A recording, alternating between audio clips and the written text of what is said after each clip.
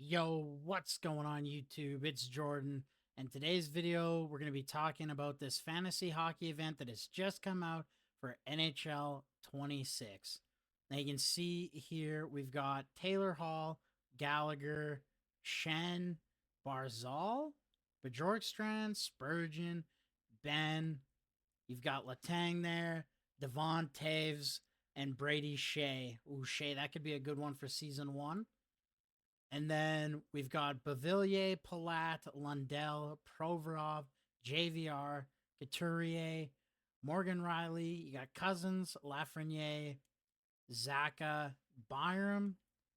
And then rounding it out here, Liljegren, Pionk, Cheadle, Burakovsky, Larson, Hannafin, Mangiapane, Coleman, Kuzmenko, Killorn, and Schmaltz.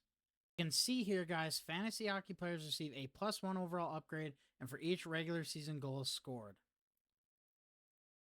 Defensemen receive a +2 overall upgrade, and the salary will rise accordingly with the overall. And it does look like, guys, if you have 3 fantasy hockey forwards, that's going to be 15 million in salary cap, and 2 defensemen or 2 goalies, even though there's no goalies, sorry. So 2 defensemen, that's going to increase it by 10 million. You can see here the other event running alongside this is the Hut Marquee. I'm not going to be going over this in this video, but you can see there was some of the players. So the first thing we're going to be doing, guys, is taking a look here at the sets. So you can see fantasy hockey collectible sets. So 15 80 overall players gives you 1 fantasy collectible. 11 82s will give you 2 fantasy collectibles. And then 3 84s with 2 83s, that'll give you 3 collectibles. So I would say this year the collectibles are pretty pricey. But you can see here 16 collectibles will give you a random BND. You can see here for 40 collectibles, you can build any fantasy hockey player that you would like. These are in the bonus sets, and I believe it has every player that is not, quote, a MSP. And you can see you've got your MSPs here: Shen, Ben, Barzal, Taves, Letang, Hall, Gallagher, Bjorkstrand, Brady Shea, and then Spurgeon. The only difference, really, these are your more marquee players, your more bigger names, and your bonus players are a little bit lesser in talent, maybe not as likely to pop off, I would say, or maybe they haven't had a season before where they scored that many goals to give them that 99.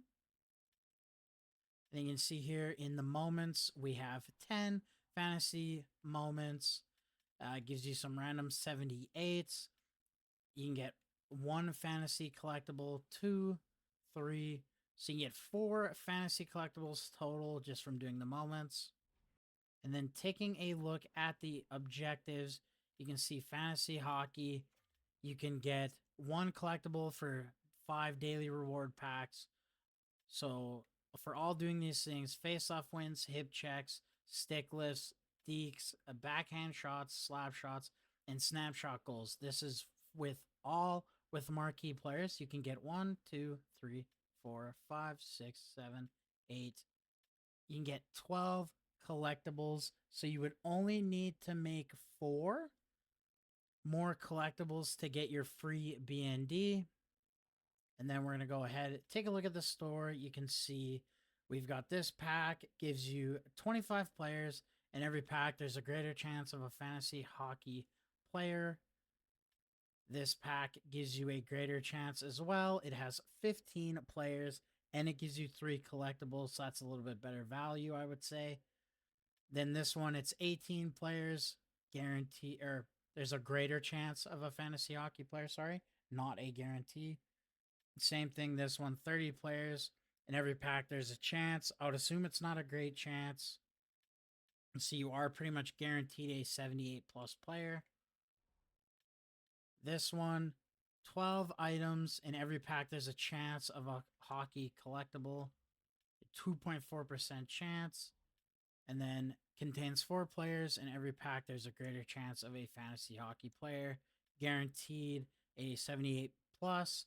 You're almost 50% chance there at an 80 plus. We'll take a look here. You can see the odds on this green pack and then the Barzal pack with the collectibles. So this one's guaranteeing you an 82 plus player. And then this one, pretty good odds there at an 82 plus, but guaranteeing you that 80. And then do not forget, guys, to grab your free 5 marquee collectibles. We're going to take a look here at a few of the fantasy hockey cards.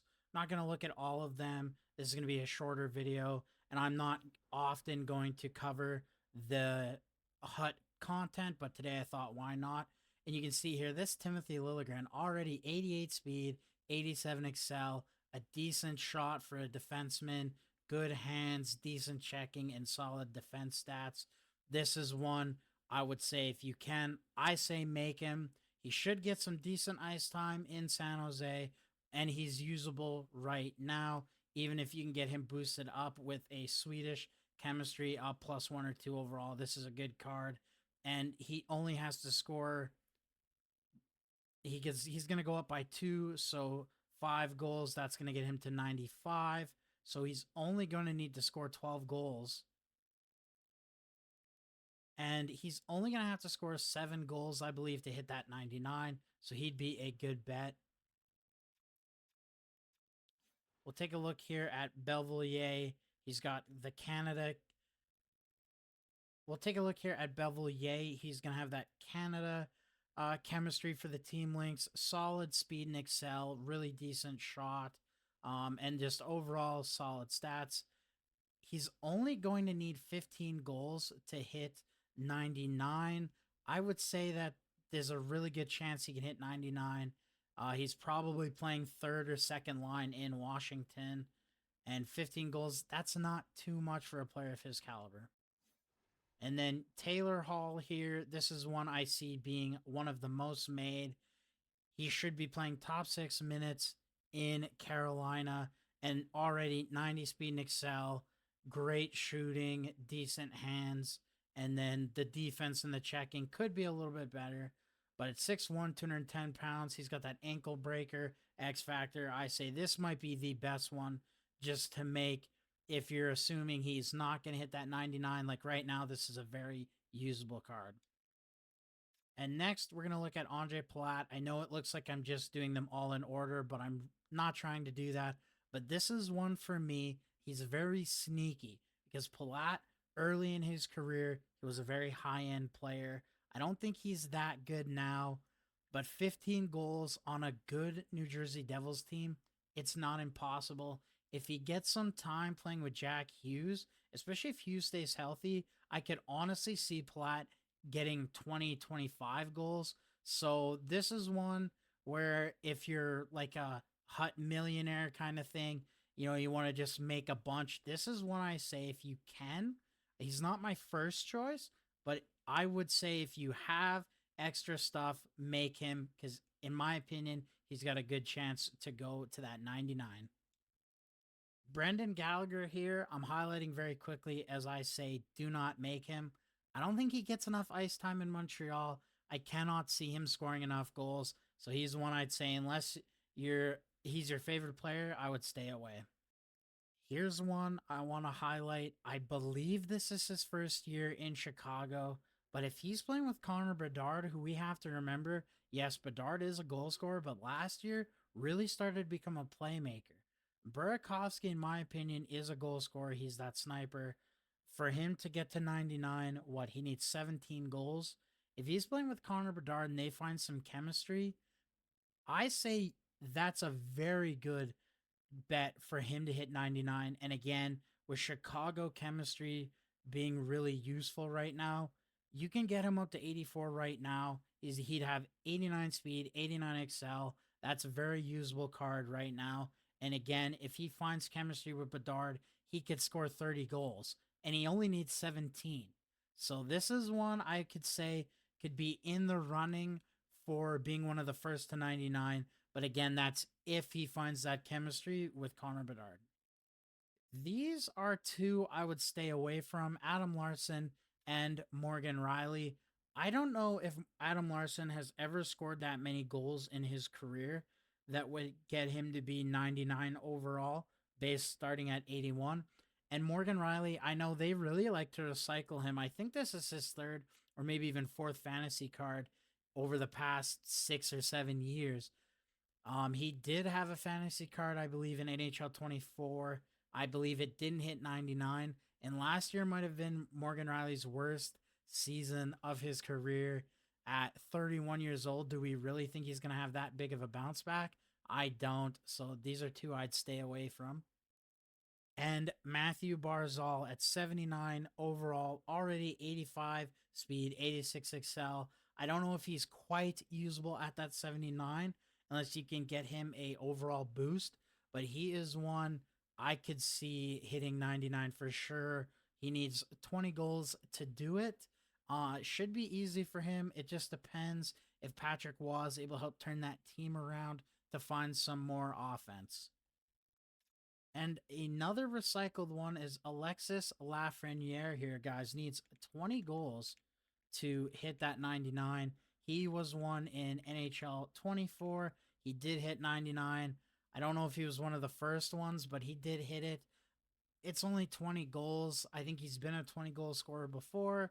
I think this is one where, especially if you're a Rangers fan, I say go ahead and make him. He's going to need 5 or 6 goals to really make your team, I think. But once he gets there, I think it's going to be a really good card. And again, should be easy ish for him to hit that 20 goal mark. And now, one of the last ones I'm going to highlight here is Dylan Cousins. Now, if he was still in Buffalo and he was their card, I would say stay away. But Dylan Cousins, guys, is a 30 goal scorer. Yes, that was in Buffalo. Since then, each year in Buffalo, he's been significantly worse. But in 21 games played in Ottawa, he did have 5 goals, 16 points. But I think that if he can find a little bit of better chemistry with maybe a guy dishing him the puck, I say Cousins hits 99. He's honestly going to be one I look to make. He's one of my favorite players. And again, this guy's a 30 goal scorer and he's only 24. So he's only just starting to really enter his prime. And he's already had this season. So I trust it, guys, that he's going to score 20 goals. Might take him a little bit of time. He might not be one of the ones in, let's say, December, January. But I think in towards the end of February, early March, he should be 99 overall. Another one I want to highlight and say, if you're hut rich, make Mangiapane. It's his first season in Edmonton. If this guy's playing with Connor McDavid all year and they find some chemistry, he's going to score 40 goals. I'm pretty sure Mangiapane scored 40 goals before in his career. I could be wrong. I have been wrong before. So yeah, I am wrong. Never scored 40, but did have 35 1 year in Calgary. And the past 3 seasons, he had 14, 14, and then 17. So again, if he's playing with McDavid or Draisaitl, this guy's scoring 20 goals. That should be an easy make for any hut rich player. Second to last player I'm going to talk about here, Bowen Byram. Now, personally, he is one of my favorite defensemen from his time in Colorado, but also watching him at the World Juniors for Canada. He's one I'm hopefully going to make. I think that it should be not too bad there for him to hit that 99, starting at a 77 overall. So starting at that 77 overall, he does need to score, I believe, 11 goals to hit 99. Now, the most he had in his career is 10. Or sorry, the most he's had in his career is 11. The season he split time between Colorado and Buffalo. He had 7 goals last year for Buffalo. I think he is one of the better defensemen in Buffalo from an offensive standpoint next to Rasmus Dahlin. So if Buffalo shows some improvement, Bone Barm again at that 24 years of age, just starting to enter his prime. Bone Barm is one I think for sure hits 99. And another recycled player who had a fantasy card in NHL 24. And just a quick shout out to my boy Devon Taves. Not a card I would make. I don't think he scores enough goals, but playing alongside Kel McCarr, you never know. But the last player I want to highlight here is Brady Shea. And the reason why, guys, I want to highlight Brady Shea here is because of the way the team links and chemistry works. So, the way the chemistry works right now, Brady Shea paired with either Drew Doughty or Rob Blake will get a +3 overall. Now, only just pairing him, I believe, with a Canadian gives him a +2 overall. But if it's a King and a Canadian, it's a +3. The reason I want to highlight Brady Shea is I'm saying do not make him.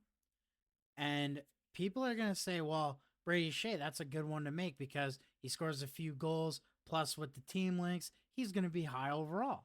Yes, you're absolutely right. The only issue with that is that the team links will reset for season 2. So there might be one that boosts his overall by +1 or +2, but I doubt they do that again where they have these ones where they boost it +3. I think they're going to pay a little bit more attention to that and try to get rid of that. I don't think it was intended, but I could be wrong. And again, the team links are going to reset for season 2. So even if they still have some where they boost +3, the ones that boost Brady Shea +3 will be gone. Maybe he'll be part of a salary cap boost. Maybe he'll be part of an AP boost. But again, I'm just very wary of this card. And again, he needs what at 75 overall, he needs 13 or 12 goals. 12 goals to go up to that 99. I mean, when he was in Carolina, he scored 18 goals, and then his last year there, he scored 13 goals. But last year in Nashville, only had 10. I'm not high on this Nashville team. Guys, I say stay away from Brady Shea. Do not let the fact that he can get boosted +3 overall with chemistry distract you. Be smart. There's much better cards to build. All right, guys, that's going to do it for me here in today's video. Do not expect regular content videos from me. This is just one of the biggest events of the year. I felt it was worthy of making a video. If you do want to see, the daily content videos, check out the Machine TV. You got Burt Crown 88 and you got Henrique. Those guys, and you got Airborne TV. All right, those guys are going to be pumping out videos about all the content. That's not something I like to do. But again, fantasy is such a big event. I think it's worth covering and getting this information out to you. Make sure you guys like, subscribe, and YouTube will see you in the next one.